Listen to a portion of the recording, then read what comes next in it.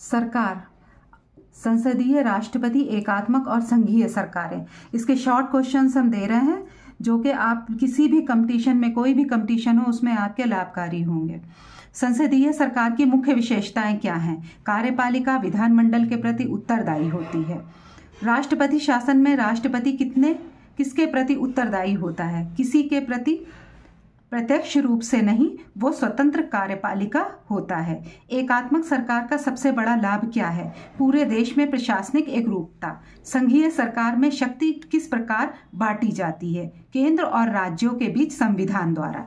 भारत में कौन सी शासन प्रणाली है? संसदीय शासन प्रणाली। भारत किस प्रकार का राज्य है? एकात्मक या संघीय? संघीय है। संघीय व्यवस्था की मुख्य शर्त क्या है?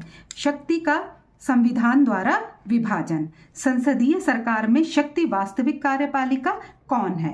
प्रधानमंत्री और उसकी मंत्रिपरिषद। राष्ट्रपति प्रणाली में वास्तविक कार्यपालिका कौन है? राष्ट्रपति। संसदीय प्रणाली में राष्ट्रपति राज्य प्रमुख की भूमिका कैसी होती है? औपचारिक, नाम मात्र की।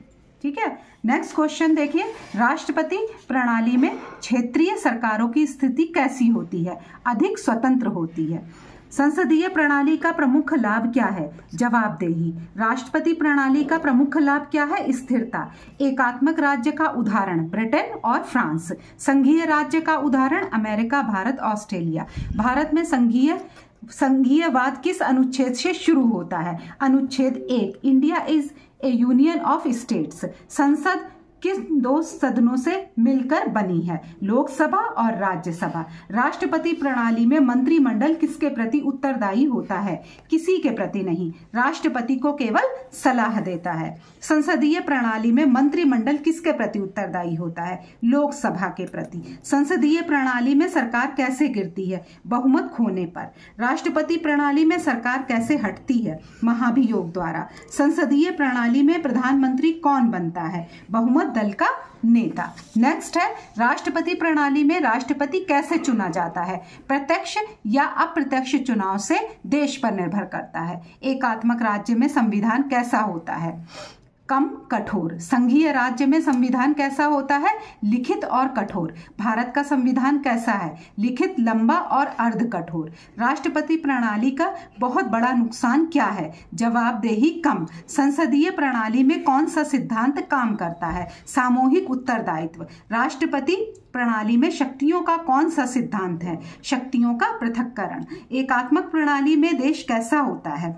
एक सरकार, एक प्रशासन। संघीय प्रणाली में देश कैसा होता है? द्विसदनीय सरकारें। भारत का सर्वोच्च कार्यपालिका कौन है?